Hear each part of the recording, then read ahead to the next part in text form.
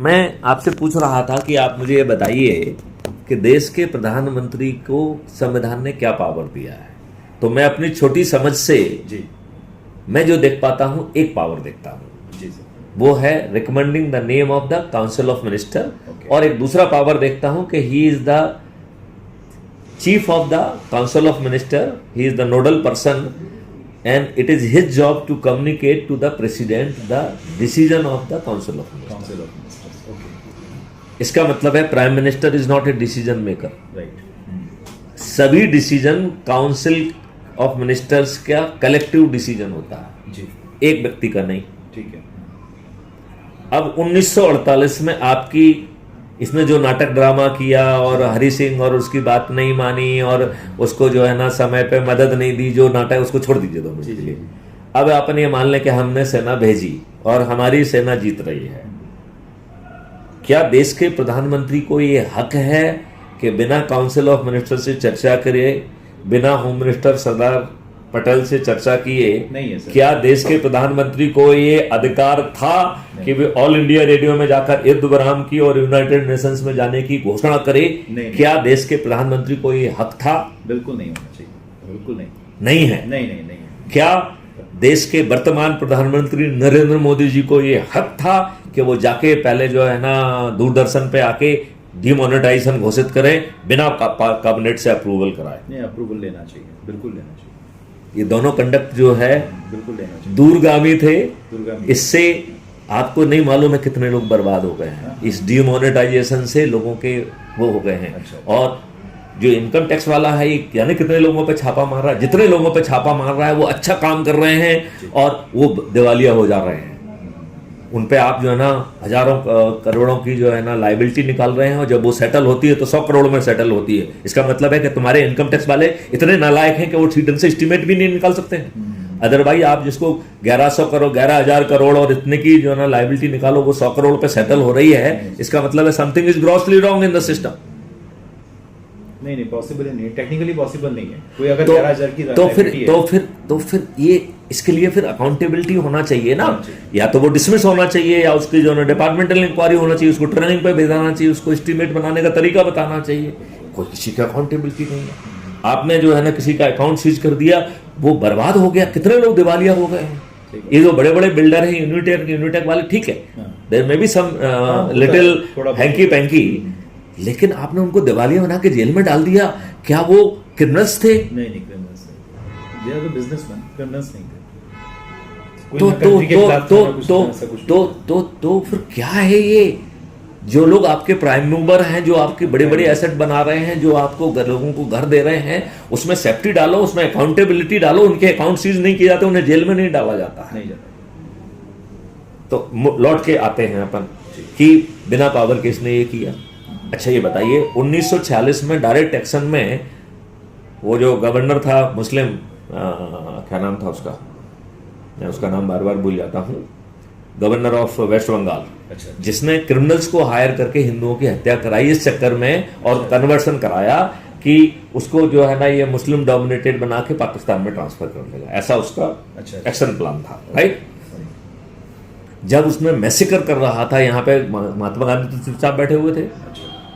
एक कसाई जिसका नाम था गोपाल डागा, गोपाल पाड़ा, अच्छा, तो गोपाल पाड़ा जो है ना वो जागा और उसने सब लोगों को कुछ कुछ इकट्ठा किया, इनको महाराष्ट्र उनको कुछ लोगों को इकट्ठा किया।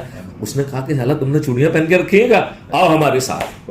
और उसने काउंटर मैसेकर करना चालू कर दिया। 3 दिन में स्थिति बदल गई, मतलब सबड्यूड हो गए, नीचे जमीन पे आ गए। तब जो है ना जब महात्मा गांधी वहां पहुंच गए, इनसे गोपाल का पाड़ा से कहने के लिए आप सरेंडर करो। उसने कहा भाई क्यों सरेंडर करें? सही बात है।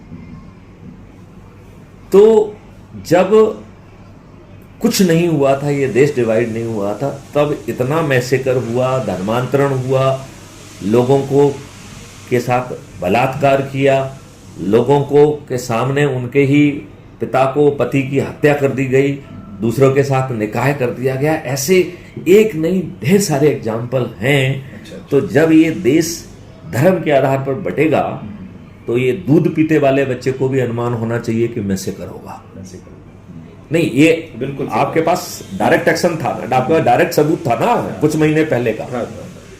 बिल्कुल था। मतलब हम मोपला की बात नहीं कर रहे हैं, हम उसके पहले 19 से 20 की बात नहीं कर रहे हैं, हम 1946 की बात कर रहे हैं। था डायरेक्ट एक्शन का था। हालांकि मोपला में भी ये सब हुआ, लेकिन चलो उसको भूल जाओ, वो पुरानी बात होगी।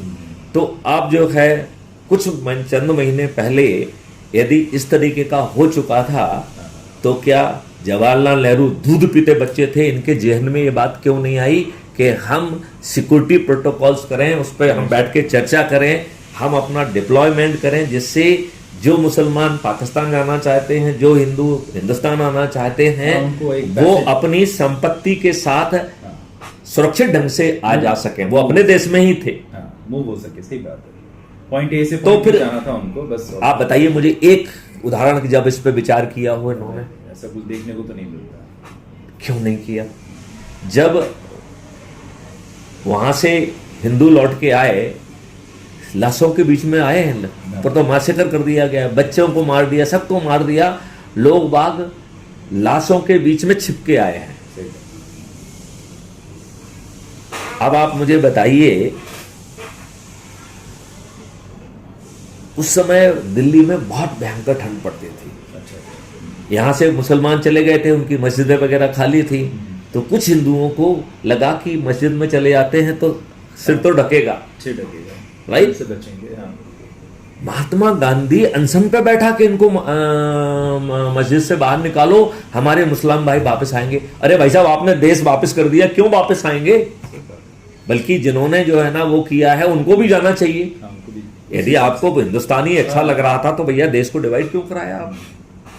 नहीं, ये मैं नहीं, गलत नहीं, बोल रहा हूँ या सही बोल रहा हूँ? मेरे ख्याल से जब ये वोटिंग हुई थी, हाँ। तो काफी एक बड़ा तबका मतलब पाकिस्तान के फेवर में था। अगर हम रिलीजन की बात हाँ करें, हाँ है ना? हाँ हाँ, बड़ा 99 नहीं, तो फिर जिन्होंने उसका फेवर किया, हाँ, तब वो भी उनको यहाँ पर- उनको सोर्स उनको करना चाहिए था। उनको जाना फिर चाहिए। आपने एक नाटक किया, लियाकत अली से आपने जो है ना समझौता करके उनको सबको वोटिंग राइट दे दी। They were not having the voting rights.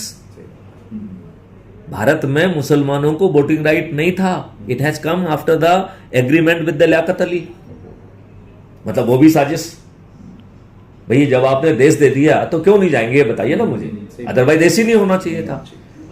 तो इतनी सारी चीजें। अब आप मान लीजिए, आपने अंग्रेजों से, डरे हुए अंग्रेजों से, डर हमने आपको सिद्ध कर दिया है। इन डरे हुए अंग्रेजों से आपने उनकी शर्तों पर 565 रियासतों और 2 डोमिनियन स्टेटस को आपने स्वीकार किया।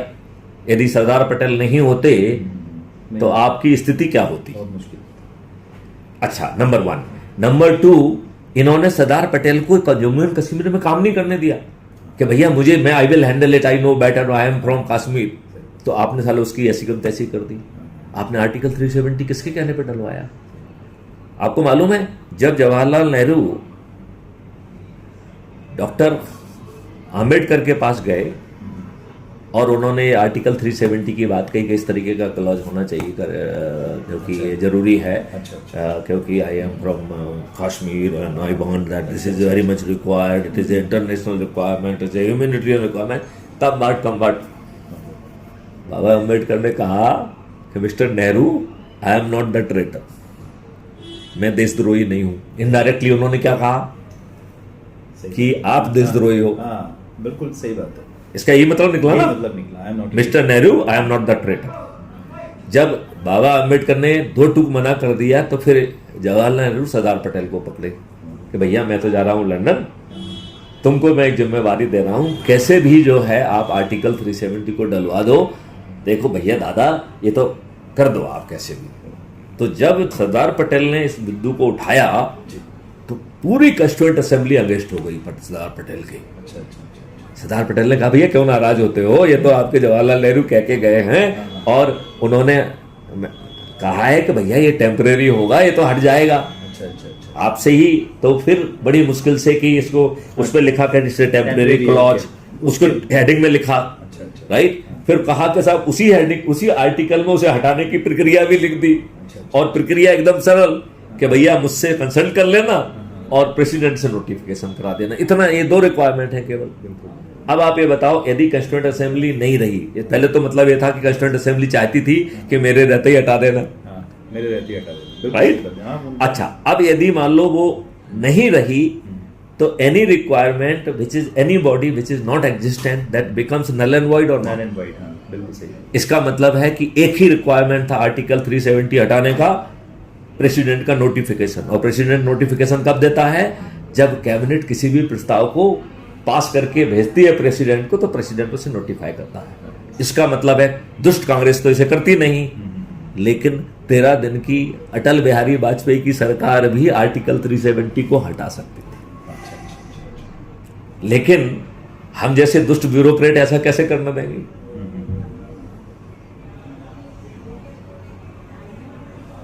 तब भी नहीं हुआ ये, तब भी ये स्टेप नहीं लिया गया। तब नहीं किया, अभी आपने किया तो कितना ड्रामा नाटक किया। हालांकि इस ड्रामा नाटक की एक चीज बड़ी अच्छी हुई कि इन्होंने उसे यूनियन टेरिटरी बना दिया। अच्छा अच्छा अच्छा अच्छा। उससे बहुत बड़ा फायदा निकला कि पुलिस और लैंड वो जो है वो सेंट्रल गवर्नमेंट के अधीन आ गई। तो इनकी जो न्यूसेंस करने की, जो बदमाशी करने की जो औकात थी वहां के नेताओं की, वो खत्म हो गई। मैं आईजी ऑपरेशंस कश्मीर रहा हूं, अच्छा अच्छा। तो नाउ यू कैन अंडरस्टैंड कि मैं किस अथॉरिटी से बात कर सकता हूं।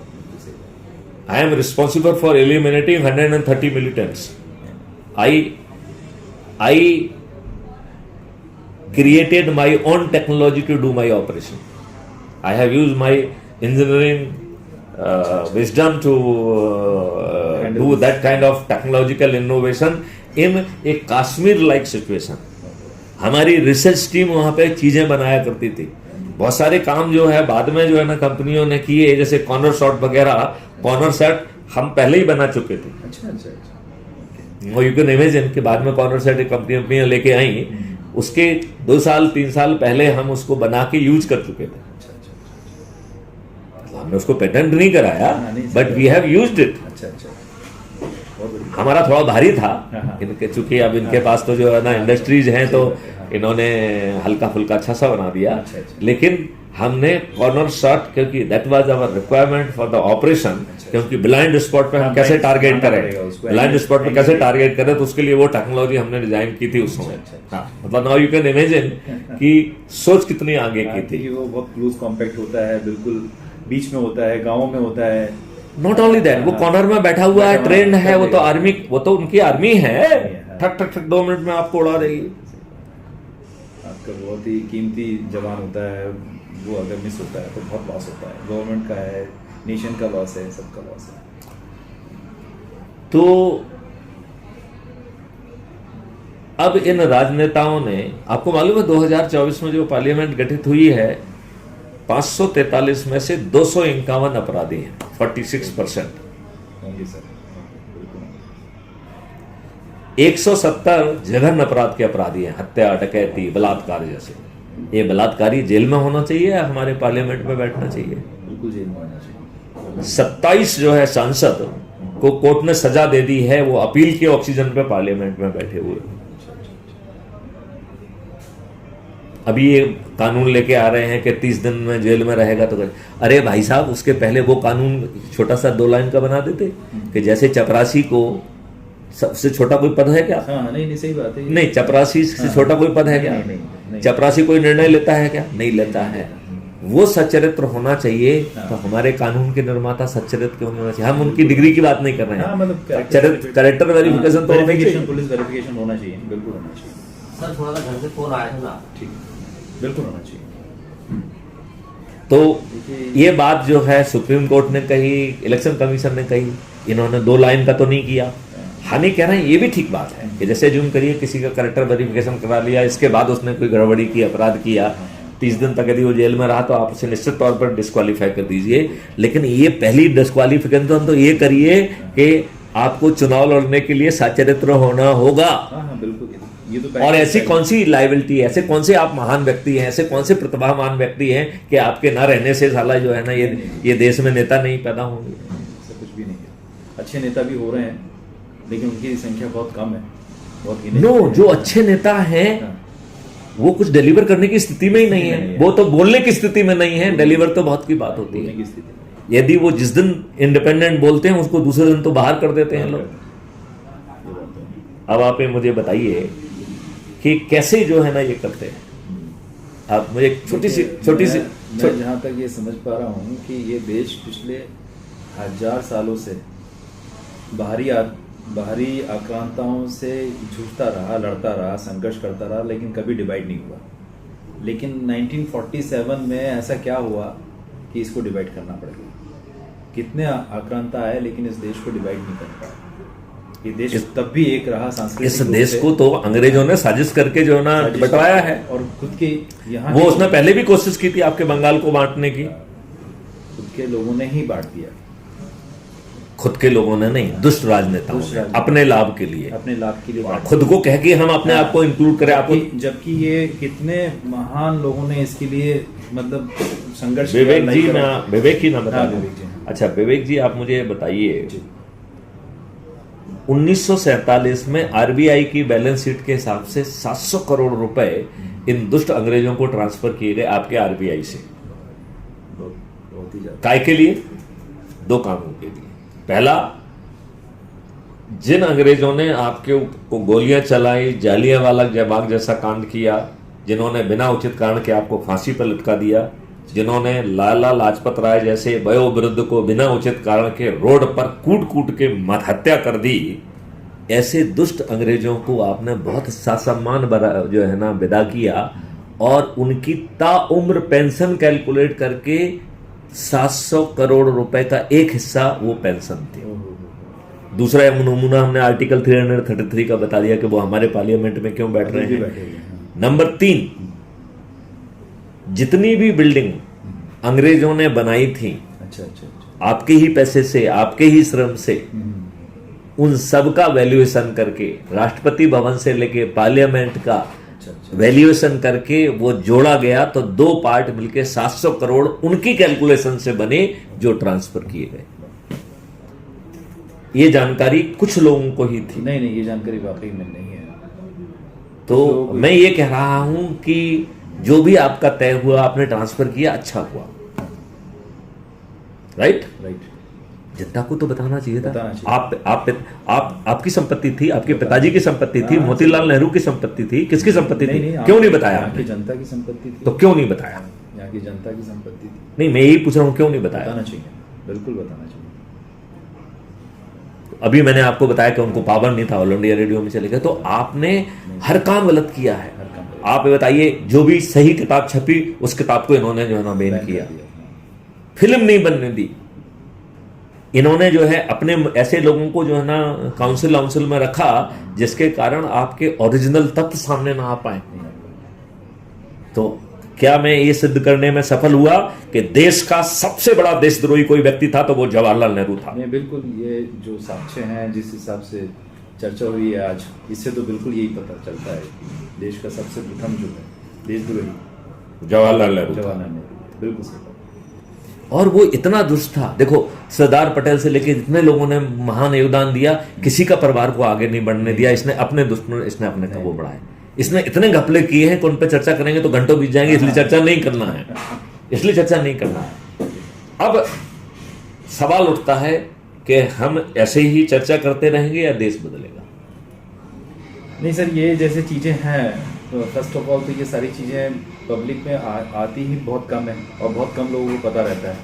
तो एक तो अवेयरनेस लाना चाहिए एक्चुअली। नहीं, देखिए, और किस अवेयरनेस की बात कर रहे हैं? हम और आप अपने बच्चों का पेट पालने में जो है ना बिजी हैं, दिन भर मेहनत करते हैं, रात को थक के जाते हैं, लगता है चलो बच्चों को कुछ समय दे दें, उनके साथ एक मूवी देख लें, उनके साथ थोड़ा हंस खेल लें। आम इंसान का यही रहता है। बिल्कुल राइट, बिल्कुल। उसको इन सब चीजों को सोचने की जगह तो नहीं है। और आजकल इतने सारे हैं, वो लिख देंगे नो राजनीति।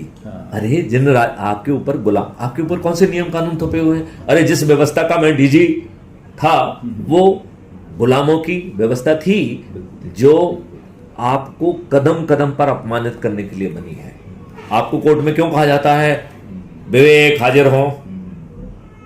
सही बात, आज भी कहा जाता है। कहा जाता है। आपको जो है ना जेल में जाते हो तो नंगा क्यों कर देते हैं भाई? ये कौन सा तरीका है? नहीं, हाँ बिल्कुल सही बात है। ये बेइज्जत करने का तरीके हैं। बेइज्जत कर, हाँ बिल्कुल।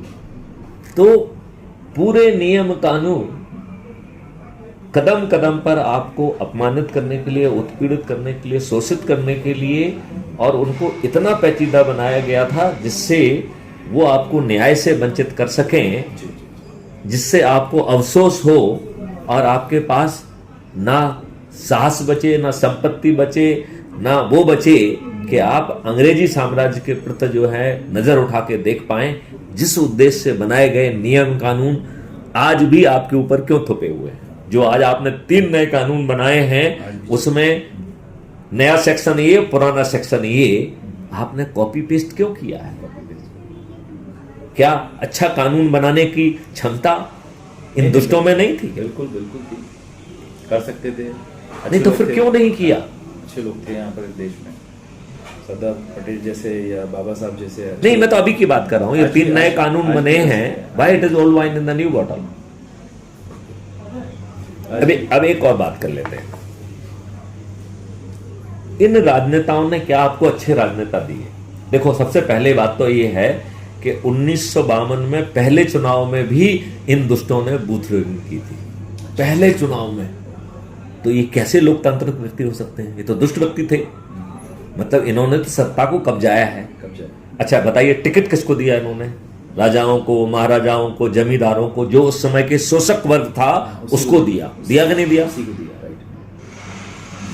आज किसको टिकट दे रहे हैं? ये जाति के आधार पर, धर्म के आधार पर, संप्रदाय के आधार पर, संकीर्ण राजनीति के आधार पर लोगों को शॉर्टलिस्ट करते हैं। फिर देखते हैं दूरबीन लगा के इसमें से जीतेगा कौन। इन्हें कोई भी शरीफ व्यक्ति जीतने वाला नहीं दिखता है। दुष्ट, दुर्जन, अपराधी, बाहुबली, धनबली इनको जीतने वाले लगते हैं। यही है कि नहीं? सभी राजनीतिक पार्टी एक ही तरीके से सोचती है, एक ही तरीके से, यही क्राइटेरिया है। अब आप मुझे बताइए कि जीतने के लिए क्या करती है ये? देखिए, जीतने के लिए ये फ्री भी बांटती हैं, दारू बांटती हैं, साड़ी बांटती हैं, पैसे बांटती हैं, मुर्गे बांटती हैं, गरीबों के वोट खरीदती हैं, उन्हें रिप्रेजेंट नहीं करती हैं। ये दुष्ट राजनेता कहते हैं मैं अपनी पार्टी का अदना सा सिपाही हूं। इन साले दुष्टों की छाती फटती है ये कहते हुए कि मैं इतने लाख लोगों का प्रतिनिधि हूं, इनके लिए लड़ूंगा। आपको एक व्यक्ति ये कहते हुए दिख रहा है कि मैं लोगों के लिए लड़ूंगा? हर व्यक्ति कहता है मैं तो एक हम्बल सा, छोटा सा सेवक हूं, सिपाही हूं अपनी पार्टी का। पार्टी कहां से आ गई भाई? मैंने चुना हुआ है आपको। अब सवाल उठता है कि ये घंटों लंबी बहस होगी या आपको अच्छा भारत मिलेगा, और आपको अच्छा भारत कौन देगा? तो अब यहां पर इसको वार्तालाप